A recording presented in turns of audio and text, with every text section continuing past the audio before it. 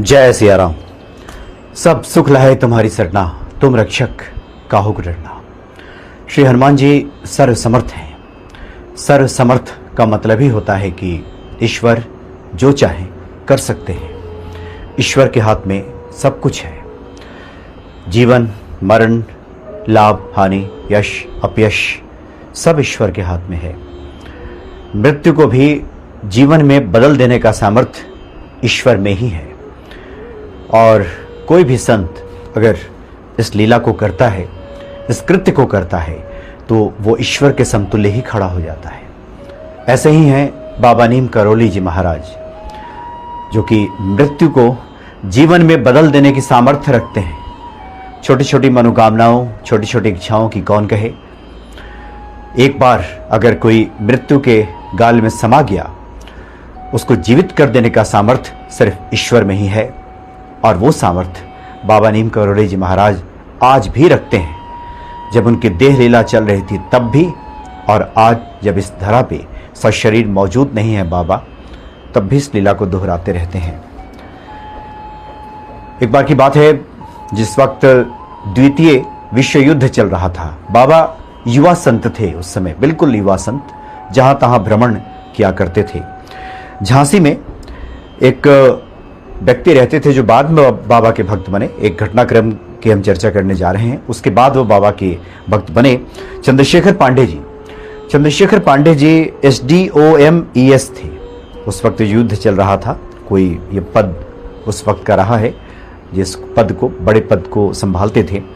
उनकी पत्नी बहुत बीमार रहती थी, बहुत पहले से ही। काफ़ी उनका इलाज कराया था, लेकिन सफलता हाथ नहीं लगी थी। उनके स्वास्थ्य में कोई सुधार नहीं हो रहा था और बिल्कुल वो मरणासन्न हो गई।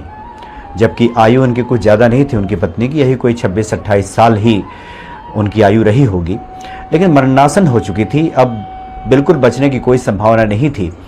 तो चंद्रशेखर पांडे जी ने अनूप शहर में रहने वाले अपने ससुर जी को, जिनका नाम मोतीलाल जी था, उनको तार भेजा। उन दिनों तार भेजा जाता था। तार भेजा कि आपकी पुत्री की स्थिति बहुत नाजुक है और वो अब उसका जीना बहुत मुश्किल है।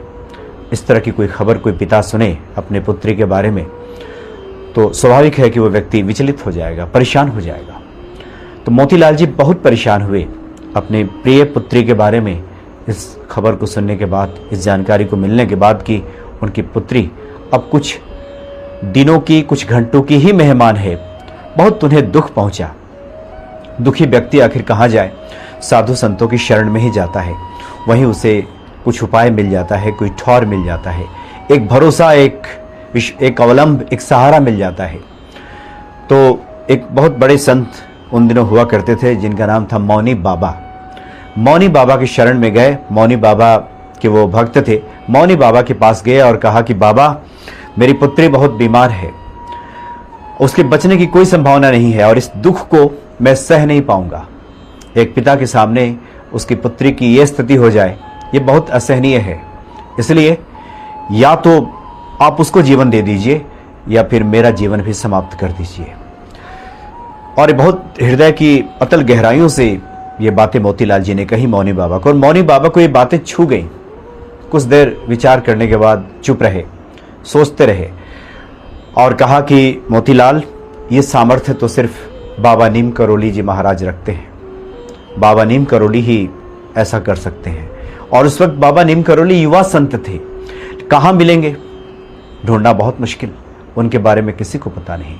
तो मौनी बाबा ने कहा कि बस यहीं बैठो, तुम तो मिले हो नीम करोली बाबा से, यहीं बैठ जाओ और यहीं उनका ध्यान धरो। मोतीलाल जी वहीं बैठ गए, बाबा का ध्यान धरने लगे। ना कोई मंत्र, ना कोई जप, बस ध्यान, रूप ध्यान। बाबा नीम करोली जी का उस वक्त जो युवा रूप था, उस रूप का ध्यान मोतीलाल जी करने लगे।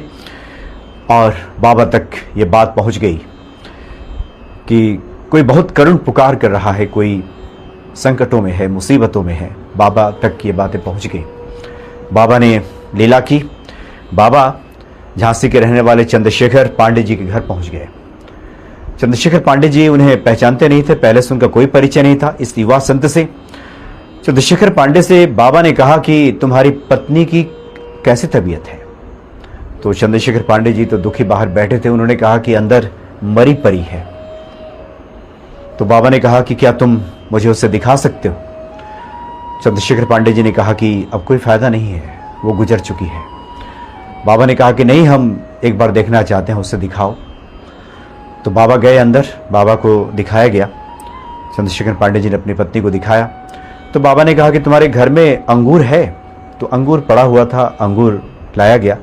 बाबा ने अंगूर को मसला, उसका कुछ रस निकाला और कुछ बुदबुदाते हुए, संभवतः राम नाम कहते हुए, उन्होंने चंद्रशेखर पांडे जी की पत्नी के मुख में वो अंगूर का रस डाल दिया।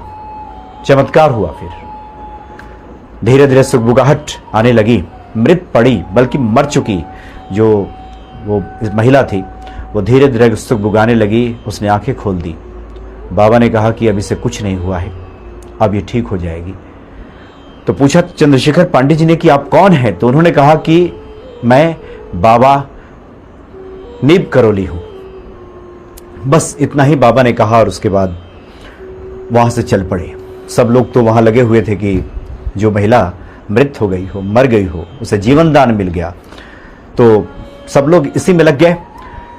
दरअसल ये जो घटना घटी, इसके लगभग 25-26 साल पहले भी एक घटना घटी थी, जिस वक्त वो महिला लगभग 4-5 साल की थी।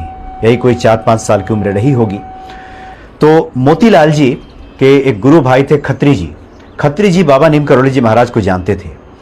तो खत्री जी बाबा नीम करोली जी महाराज को लेकर मोतीलाल जी के घर पहुंचे थे, अनूप शहर। वहां पे आज से, यानी जब ये घटना घटी उससे 25-26 साल पहले। और वहां पे जिन महिला को जीवन दिया बाबा ने अभी, वो उस वक्त यही कोई 4-5-6 साल की रही होंगी।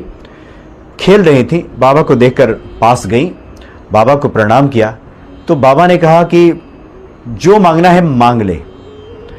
उन दिनों दरअसल 6 साल की बालिका से जब ये कही गई बात है, उसके कुछ ही दिन पहले पड़ोस में ही किसी की मौत हुई थी। इस छोटी सी बालिका ने पहली बार जीवन में ये सब देखा था। तो उसके हृदय पे बड़ा गहरा आघात लगा था। वो तरह तरह के विचारों में रहती थी कि लोग मर जाते हैं, क्यों मरते हैं, कहाँ चले जाते हैं मर करके। इस तरह की बातें उसके मन में रहती थी, उसी मनोदशा में थी। तो उस छोटी सी बालिका ने बाबा से कह दिया कि मैं अगर मर जाऊं तो क्या आप मुझे जिंदा कर देंगे? बाबा चूंकि वचनबद्ध थे, उस वक्त बाबा कुछ देर मौन रहे। उन्होंने देख लिया था कि इस छोटी सी बालिका की आयु बहुत ज्यादा नहीं है, विवाहोपरांत इसका बहुत जल्द निधन हो जाएगा। लेकिन बाबा वचनबद्ध थे। बाबा ने कहा कि हाँ, हम ऐसा करेंगे। तो बाबा ने 25-26 साल पहले जो आशीर्वाद दिया था उस छोटी सी बालिका को, उसके भोलेपन में जब उसने बाबा को प्रणाम किया था और छोटी सी बालिका को जो आशीर्वाद दिया था, तो वचनबद्ध बाबा उस वक्त 25-26 साल के बाद जब उन्हें याद किया गया, पहुंच गए और उस छोटी सी बच्ची जो बड़ी हो चुकी थी, मृत हो चुकी थी, उसे जीवन दान दे दिया। तो बड़े अद्भुत हैं बाबा नीम करोली जी महाराज। जो भी उनका ध्यान धरते हैं, जो भी उनका पूजन करते हैं, श्री हनुमान चालीसा का पाठ करते हैं, उनके संकटों का निवारण निश्चित ही बाबा नीम करोली जी महाराज करते हैं। और श्री हनुमान जी तो अपने भक्तों को कभी संकटों में छोड़ ही नहीं सकते। जय सिया राम।